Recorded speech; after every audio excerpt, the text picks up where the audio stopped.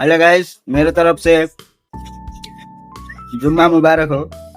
अभी जुम्मा पढ़ के इधर हम बिरयानी खा रहा है। देखिए, अरे क्या बोले, कुछ बोल। भूख लगा, कुछ नहीं बोला। उसको बहुत भूख लगा है। हम अभी नमाज पढ़ के आया है, तो हम सोचा कुछ खा के लो।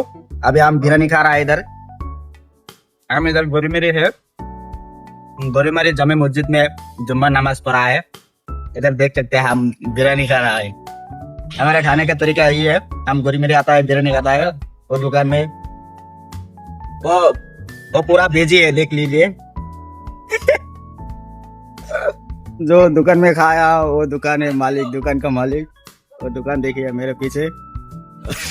अभी हम नमाज पढ़ के इधर खाना खा लिया। बहुत भूख लगा था, सुबह से कुछ खाया नहीं। उधर हम खाया था, वो देखिए बिरयानी इधर रेडी है। और वो इधर है, दुकान का मालिक है। तो आप लोग आ सकता है, वो गोरीमेरी है। हमारा लोकेशन है गोरीमेरी।